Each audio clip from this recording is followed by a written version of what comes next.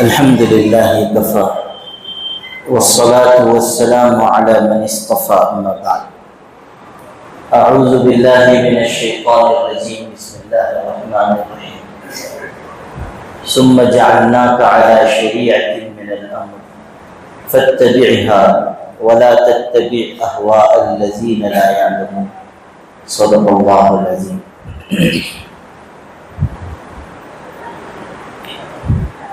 قرآن پاک میں اللہ تعالیٰ کا ارشاد ہے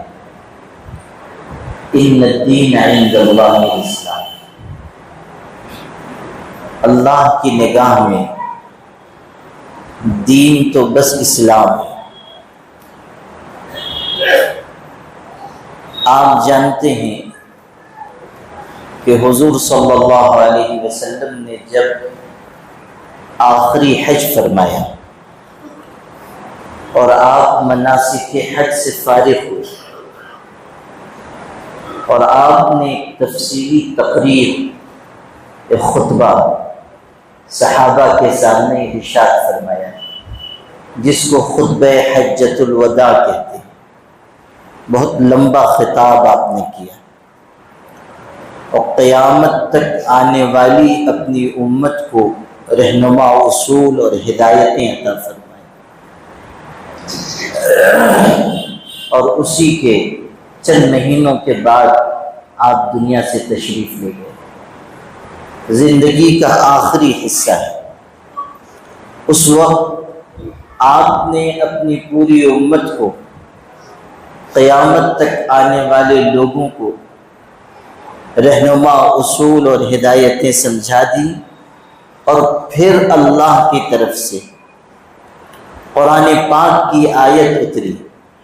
ارشاد ہوا الیوم اکملت لکم دینکم. یہ آیت اسی موقع پر اتاری گئی.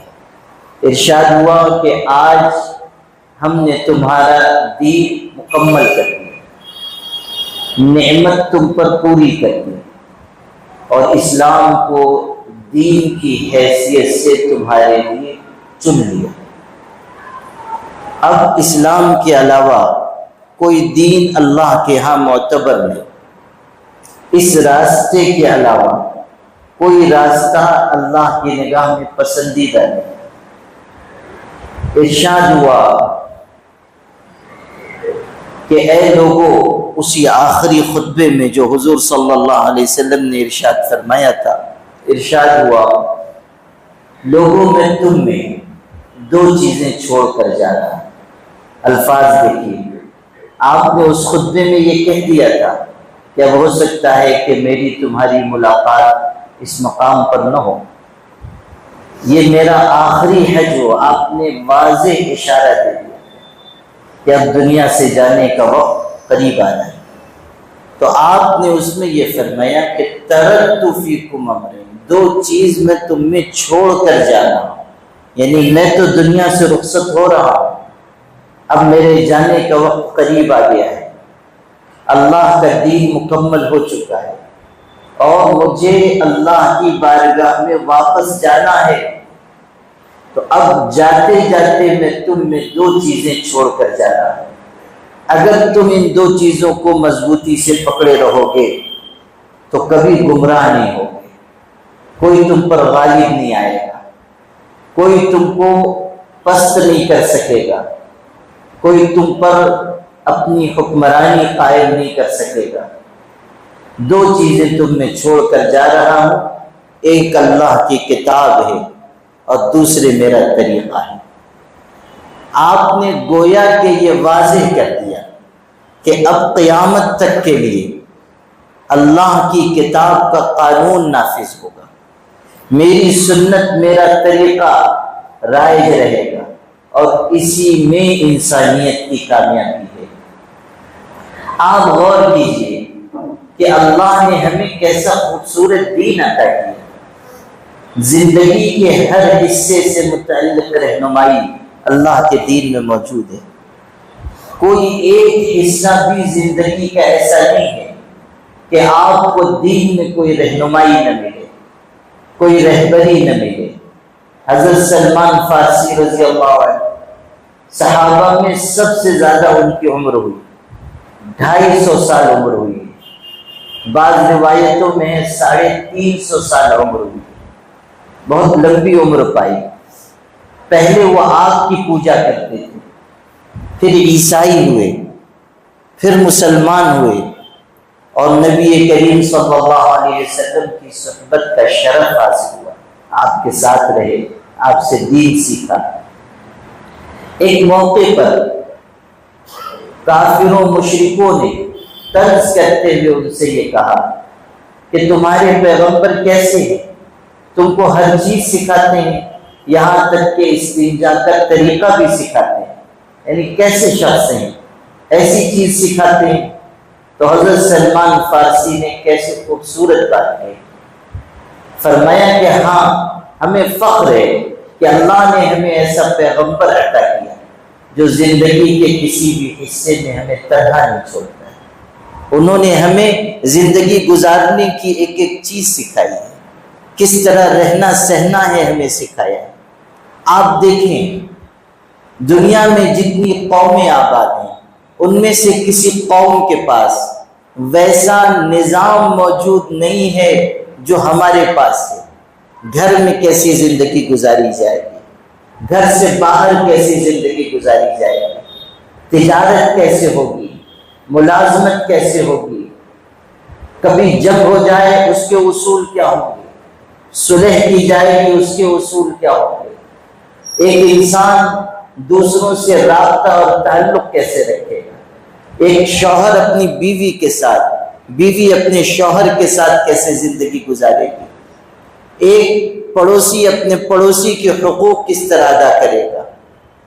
کوئی چیز ایسی آپ کو نظر آتی ہے جہاں اللہ کے دین نے ہماری رہنمائی نہیں کی؟ زندگی گزارنے کے لیے ماں کے پیٹ سے لے کر قبر کے آغوش تک جتنی چیزوں کی ضرورت پڑ سکتی ہے، چاہے وہ چھوٹی ہو یا بڑی، ہمارے لیے اس کی رہنمائی موجود ہے۔ گھر کی زندگی ہو یا باہر کی زندگی، عبادات ہو یا معاملات ہو، اخلاق ہو یا معاشرت ہو، ہر چیز کے بارے میں ہمیں سمجھا دیا گیا، سکھا دیا گیا۔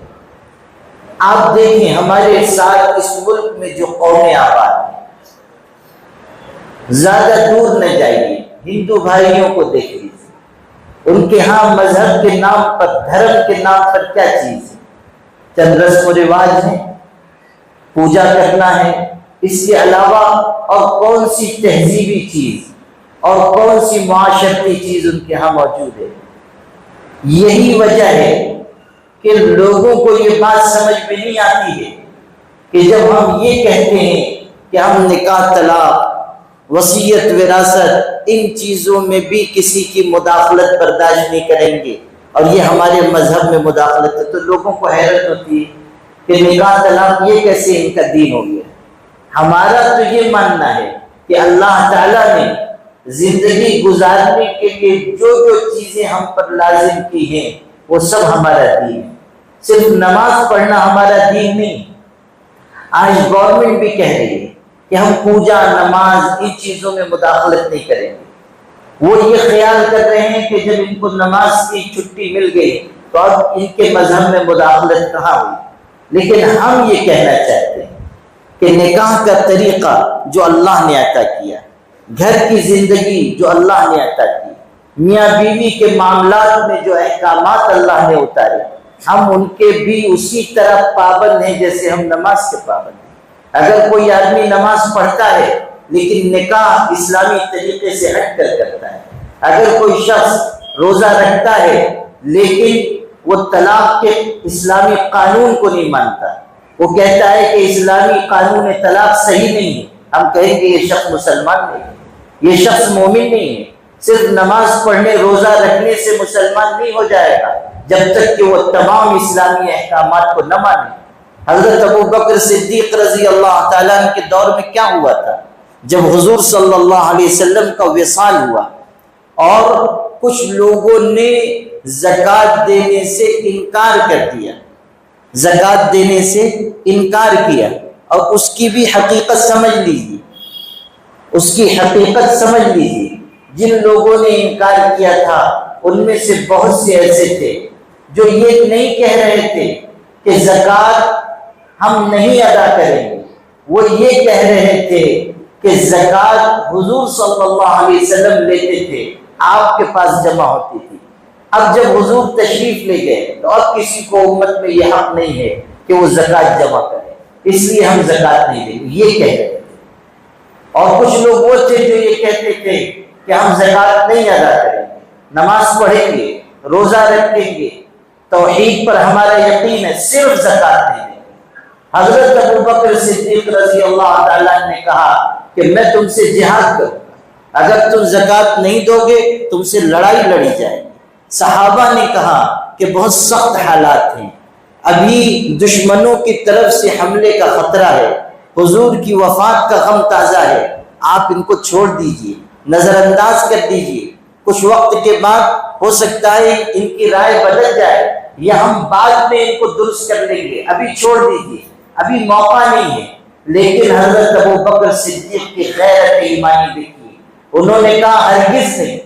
اب کیسے تاریخی الفاظ ارشاد فرمائے آپ سنیے، حضرت ابوبکر صدیق نے کہا کہ اگر یہ لوگ حضور کے زمانے میں اونٹ باندھنے کی ایک رسی بھی زکوٰۃ کے نام پر دیتے تھے اور آج اتنی رسی دینے سے بھی انکار کریں گے تو قسم بخدا میں ان سے جہاد کروں گا۔ یہ اسلام کے حکم سے کیسے انحراف کر سکتے، میں ان سے جہاد کروں گا۔ صحابہ سے کہا اگر تم میرا ساتھ نہیں دو گے میں تنہا ان سے لڑائی لڑوں گا، یہاں تک کہ شہید ہو جاؤں گا، میرا گوشت، میرے جسم کی ہڈیاں، گوشت جانور کھا لیں گے، یہاں تک کہ قیامت کے دن اللہ ان کے پیٹ سے اٹھا کر مجھ کو زندہ کرے گا، لیکن میں اس معاملے میں پیچھے نہیں ہٹوں گا۔ حضرت عمر کیسی جلیل القدر ہستی ہے، کیسے زبردست اور طاقتور انسان ہے۔ حضرت عمر کے مزاج کی کیفیت آپ جانتے ہیں، انہوں نے بھی اس موقع پر نرمی اختیار کرنے کا مشورہ دیا تھا۔ حضرت ابوبکر سے کہا کہ امیر المومنین حالات ابھی سازگار نہیں ہیں، اگر آپ کچھ نرم پڑ جائیں وہ زیادہ اچھا ہے۔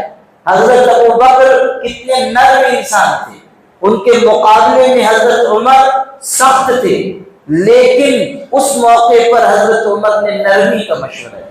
اور حضرت ابوبکر کی غیرت ایمانی یہ تھی کہ حضرت عمر کو انہوں نے ڈانٹا، اور کیسا سخت جملہ تھا۔ حضرت عمر سے کہا جبار فی الجاہلیت و خوار فی الاسلام، کہ عمر تم تو جاہلیت کے زمانے میں بہت بہادر بنتے تھے، اسلام میں آ کر تم بزدل ہو گئے، تم ناکارہ ہو گئے ہو، خوار فی الاسلام، اسلام میں آ کر تمہاری ہمت، تمہاری بہادری ختم ہو گئی، ہرگز نہیں۔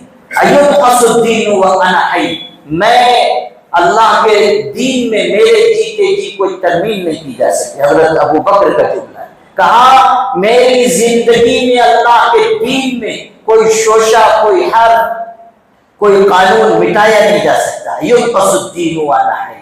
آپ غور کیجیے، یہ وہ لوگ تھے جو نماز پڑھنے کے لیے تیار، جو روزہ رکھنے کے لیے تیار، جو اور عبادتوں کے لیے تیار، لیکن صرف زکوٰۃ کے سلسلے میں ان کی یہ بات تھی کہ ہم زکوٰۃ نہیں دیں گے۔ حضرت عمر نے، حضرت ابوبکر نے اس کو قبول نہیں کیا، کہا میں جہاد کروں، ان کو مجبور کیا کہ وہ زکوٰۃ ادا کریں۔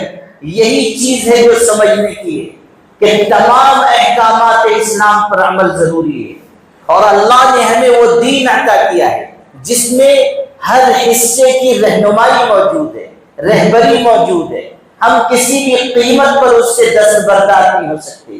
اللہ نے ہمیں وہ خوبصورت دین عطا کیا ہے جو زندگی گزارنے کا مکمل طریقہ ہمیں عطا کرتا ہے۔ ہمارا دین صرف عبادت کا دین نہیں ہے، وہ دستور حیات ہے، ایک مستقل تہذیب، ایک مستقل دین ہے جس میں ہر ایک پہلو موجود ہے۔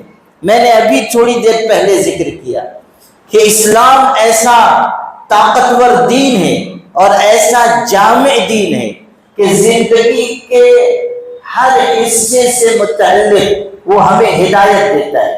مثال کے طور پر کبھی جنگ ہو جائے، اس کے اصول کیا ہوں گے، صلح کی جائے گی، اس کے اصول کیا ہوں گے، ایک سلطنت قائم ہوگی، اس کے ضوابط کیا ہوں گے، یہ محرم الحرام کا مہینہ شروع ہوا ہے، کل یکم محرم تھی۔ حضرت عمر رضی اللہ تعالیٰ عنہ کی تاریخ شہادت، آپ حضرت عمر رضی اللہ تعالیٰ عنہ کی سیرت و سوانح اٹھا کر دیکھیے، سلطنت کی بنیادوں کو کس طرح انہوں نے مضبوط کیا، اسلامی اصول کے مطابق انہوں نے کیسا نظام قائم کر کے دنیا میں دکھایا، اس زمانے میں انہوں نے عدل و انصاف کا کیسا معیار قائم کیا، کس طرح انہوں نے فتوحات کی، کس طرح انہوں نے مظالم کا خاتمہ کیا، بد امنی کو دور کیا۔ یہ ہمارے ملک میں بسنے والے لوگ جو آج یونیفارم سول کوڈ کی آواز لگا رہے ہیں، ان سے ایک ریاست نہیں سنبھل پا رہی۔ منی پور 2 مہینے سے جل رہا ہے، یہ امن و امان نہیں قائم کر پا رہے ہیں۔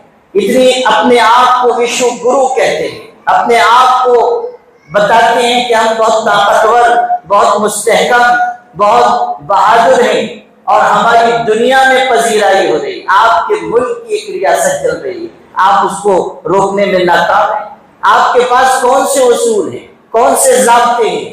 آپ نے امن و انصاف اور قانون کو ایک بھیڑ کے سپرد کر دیا۔ جس وقت ماب لنچنگ کی وارداتیں ہو رہی تھی، مسلمانوں کو راہ چلتے ہوئے مسلمانوں کو مارا جا رہا تھا، اس وقت بھی ہم یہ بات کہہ رہے تھے کہ آج آپ قانون بھیڑ کے ہاتھ میں دے رہے ہیں، نفرت کی آبیاری کر رہے ہیں، لیکن کل یہی نفرت آپ کو بھی نگل گئی، کل یہی نفرت آپ کو بھی نقصان پہنچائے گی۔ جب آگ جلتی ہے تو وہ دوست دشمن کا گھر نہیں دیکھتی ہے، وہ تمیز نہیں کرتی ہے کہ یہ کس کا مکان ہے۔ آگ کا کام جلانا ہے، وہ جلا کر خاکستر کر دے گی۔ آج جو نفرت کی آگ آپ اس ملک میں بھڑکا رہے ہیں، کل وہ نفرت کی آگ آپ کے لوگوں کو بھی نقصان پہنچائے گی۔ آپ دیکھ لیجئے کہ جن لوگوں نے منی پور میں تشدد بھڑکا رکھا ہے، کون لوگ ہیں، کس مذہب کے ماننے والے ہیں، کس طور طریقے پر چلنے والے ہیں، اور کل سے سپریم کورٹ کی طرف سے منی پور کے ایک دل دہلا دینے والے واقعے پر تبصرے کے بعد پورے ملک بلکہ پوری دنیا میں منی پور کے حوادث کو لے کر افسوس کا اظہار کیا جا رہا ہے۔ آپ دیکھیں کہ کس طرح انسانیت کو شرمسار کیا گیا ہے، کس طرح عورتوں کے ساتھ ظلم اور زیادتی کا سلوک کیا گیا ہے۔ 2 عورتوں کو برہنہ کر کے ان کو برسر عام پھیلایا گیا، ان کو ان کے ساتھ سینکڑوں افراد کی موجودگی میں زیادتی کی گئی، ایک کھیت میں لے جا کر عصمت دری کی گئی، ان کے بھائی اور ان کے والد کو قتل کیا گیا، ان دونوں لڑکیوں کے ساتھ ظلم و زیادتی کی انتہا کر دی گئی۔ اور مئی کا واقعہ ہے، کل پرسوں جب ویڈیو وائرل ہوا ہے تب جا کر سپریم کورٹ نے اس پر ایکشن لیا ہے اور یہ کہا ہے کہ اگر حکومت کوئی اس پر کارروائی نہیں کرے گی تو ہم کارروائی کریں گے۔ آپ غور کیجئے کہ یہ جو لوگوں کے ہاتھ میں آپ نے قانون دیا، اسی کا یہ نتیجہ ہے کہ سینکڑوں لوگ عورتوں کو برہنہ کر کے اس طرح ان کے ساتھ زیادتی کا سلوک کرتے ہیں۔ آج وہاں کا وزیر اعلیٰ کہہ رہا ہے کہ ہم ان مجرموں کو سزائے موت دیں گے، ہم ان مجرموں کو جنہوں نے بدکاری کی ہے، زنا کیا ہے، ہم تختہ دار پر لٹکائیں گے۔ کل تک یہی بات اسلام کہتا تھا کہ جو لوگ زنا کرے ان کو سنسار کر دیا جائے، ان کو پتھر مار کر ہلاک کر دیا جائے، تو آپ کہتے تھے کہ یہ وحشیانہ سزا ہے۔ آپ کہتے تھے کہ بدکاری کرنے والوں کو مار ڈالنا، ان کی جان لینا، یہ انسانیت سوز حرکت ہے۔ آپ غور کر لیجئے، دنیا کتنی ہی ترقی کر لے، بالآخر اس کو اسلام کے در پر آ کر سجدہ ریز ہونا ہے۔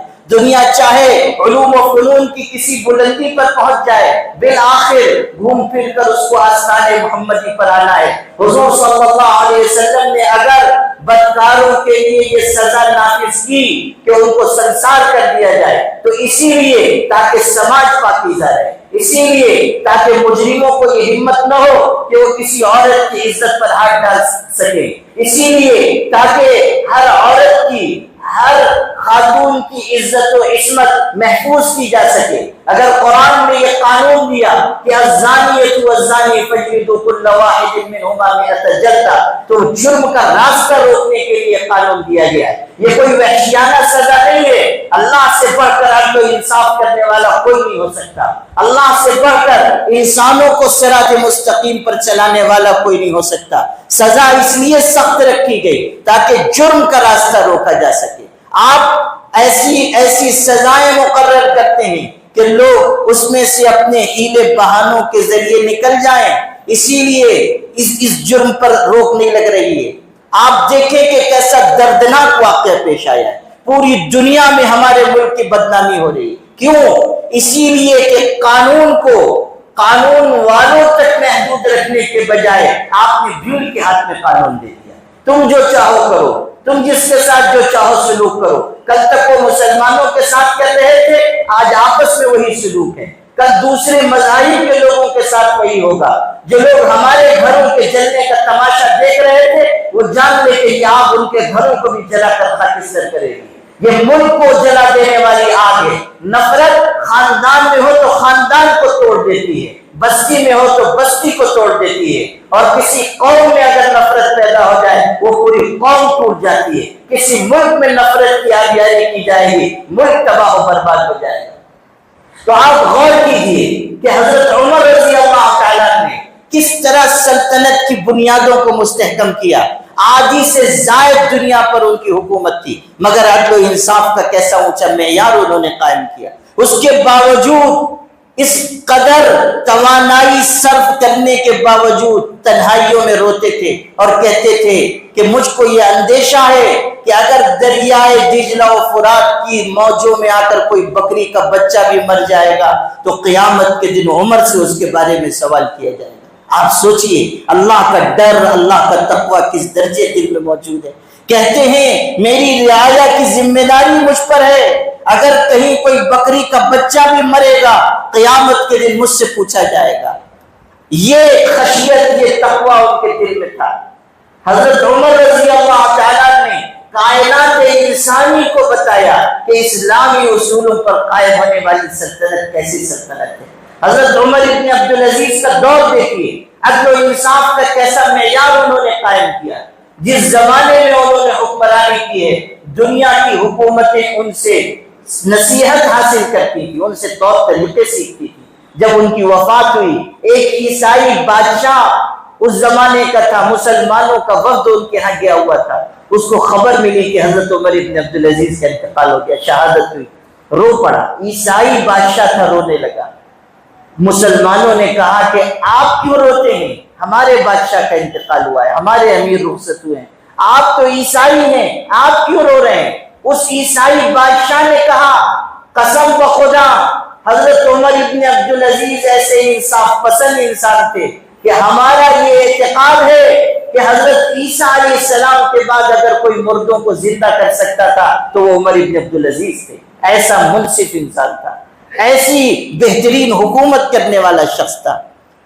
تو یہ چیز ہے کہ اللہ نے ہمیں وہ دین عطا کیا ہے جس میں کہیں کوئی کمی نہیں ہے، کہیں کوئی کجی موجود نہیں ہے، ہر حصے کی رہنمائی موجود ہے۔ ایک عیسائی شخص نے حضرت امام محمد ابن حسن شیبانی کی کتاب پڑھی۔ ہمارے فقہ حنفی کے 3 امام ہیں، ایک امام ابو حنیفہ، امام ابو یوسف اور تیسرے امام محمد ابن حسن شیبانی۔ انہوں نے بہترین کتابیں لکھی۔ ان کی ایک کتاب ہے سیر کبیر جس میں اسلامی اصول بیان کیے گئے ہیں۔ اس کتاب کو ایک عیسائی شخص نے پڑھا، وہ مسلمان ہو گیا۔ اس کے ساتھیوں نے کہا کہ تم صرف ایک کتاب پڑھ کر مسلمان ہو گئے، تم نے مسلمانوں کو دیکھا نہیں، ان کے معاشرے میں گئے اور مسلمان ہو گئے۔ اس نے کیسی خوبصورت بات کہی۔ اس نے کہا جب میں نے یہ کتاب پڑھی اس میں اسلام کے ایسے زبردست اصول ہیں، زندگی گزارنے کا ایسا نظام موجود ہے، ہر پہلو کی ایسی رہبری ہے کہ میرا دل متاثر ہو گیا، اور میرے اندر سے یہ آواز آئی کہ جب چھوٹے محمد کے علم کا یہ عالم ہے تو بڑے محمد کے علم کا کیا عالم ہوگا۔ جب چھوٹے محمد کا علم ایسا وسیع ہے تو بڑے محمد یعنی حضرت محمد صلی اللہ علیہ وسلم ان کا علم کیسا وسیع اور کشاد۔ آپ غور کیجئے کہ دنیا جب انصاف پسندی کی نگاہ سے اسلام کے اصول اور ضوابط کو دیکھتی ہے تو اس کا دل ان تعلیمات کے آگے جھک جاتا ہے۔ ہمارے ملک میں آج آواز لگائی جا رہی ہے یونیفارم سول کوڈ لایا جائے، اسلام کے احکامات کو، اسلام کی بنیادی تعلیمات کو متاثر کرنے کی کوشش کی جا رہی ہے۔ آج مسلمان بھی یہ کہہ رہے ہیں، کچھ مسلمان ایسے دانشور قسم کے ہیں، کہتے ہیں یونیفارم سول کوڈ آ جائے گا، ہمارا کیا نقصان ہوگا۔ یہ لا علمی اور نادانی کی بات ہے۔ یونیفارم سول کوڈ آئے گا، آپ کے احکامات شریعت میں مداخلت ہوگی۔ ابھی میں نے عرض کیا کہ اسلام کے تمام احکامات پر عمل ضروری ہے، چاہے وہ معاشرتی زندگی سے متعلق ہو، چاہے عبادات سے متعلق ہو۔ اب آپ غور کیجئے، طلاق کا اسلامی نظام ہے، جب یونیفارم سول کوڈ نافذ کیا جائے گا تو آپ کو پابند کیا جائے گا کہ کورٹ سے طلاق دی جائے۔ جس طرح مردوں کو حق طلاق ہے اسی طرح عورتوں کو حق طلاق دیا جائے گا۔ یہ بات یونیفارم سول کوڈ کے ڈرافٹ میں جو اتراکھنڈ میں پیش ہوا ہے یہ بات لکھی ہوئی ہے۔